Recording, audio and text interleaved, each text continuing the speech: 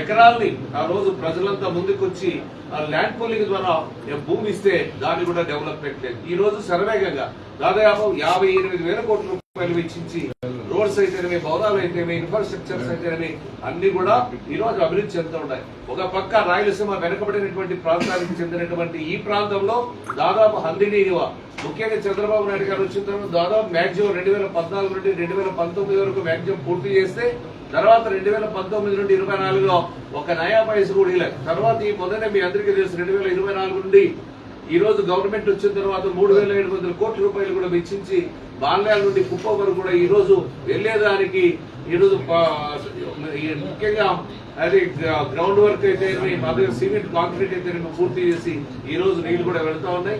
అదేవిధంగా మడక్సిర ప్రాంతం మిగిలిపోయింది. దానికి కూడా ఈ రోజు అమరాపురం వరకు కూడా నీళ్లు ఇస్తామని హామీ ఇచ్చాం. ఆ నీళ్లు కూడా తొందరలోనే 2-3 రోజులు అమరాపురం వరకు కూడా చేరుతాయి. అంటే మన రాయలసీమ ముఖ్యంగా వెనకబడినటువంటి ప్రాంతంలో ఈ రోజు నీళ్లనే వస్తే సిరులు పండేదానికి అవకాశం ఉంటుంది. ఆ రోజు ఆయన పెద్ద ఆయన నందమూరి తారక రామారావు గారి ఆలోచన ఏమంటే కృష్ణదేవరాయల కాలంలో రత్నాలు రాసులు పోసి అమ్మేవాళ్ళంట.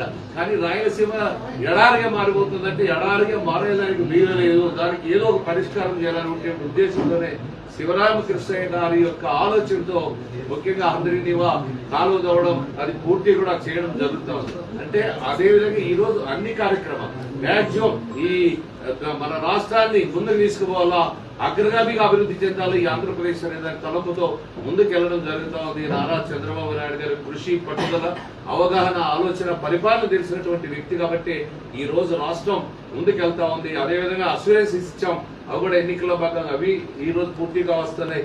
అదేవిధంగా రోడ్లు ఎక్కడ చూసినా కూడా సిమెంట్ రోడ్లు వచ్చాయి, తార్ రోడ్లు వచ్చాయి. ఆ విధంగా ఈ రోజు అభివృద్ధి అనేది ముందుకెళ్లడం జరుగుతూ ఉంది. ఈ రోజు ఇండస్ట్రీస్ అన్ని కూడా సర్వేగంగా మీరు చూసినట్లయితే విశాఖలు కూడా అక్కడ కూడా చాలా వరకు ప్రాజెక్ట్స్ కూడా వచ్చాయి. అదేవిధంగా మన ప్రాంతాల్లో కూడా ఈరోజు సోలార్ అయితేనేమి, డిఫెన్స్ అయితేనేమి ఇలాంటి కార్యక్రమాలన్నీ కూడా చాలా వరకు వస్తున్నాయి. ఆయన మీద ఒక నమ్మకం, విశ్వాసంతో ప్రజలు పట్టం కట్టారు.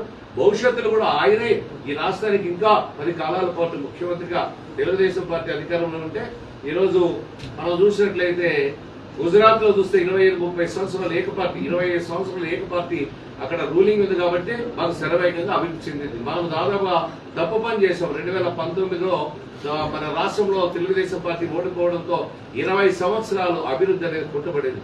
ఈ రోజు దాన్ని ముందుకు తీసుకెళ్లడం జరుగుతూ ఉంది.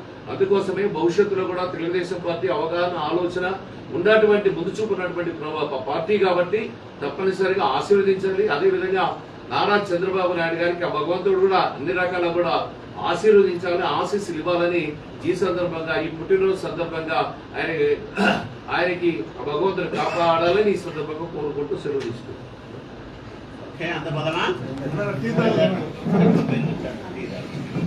ఒక నిమిషం కూర్చోండి, మీరైతే వదండి, మన వాళ్ళందరూ వాటికి వదండి.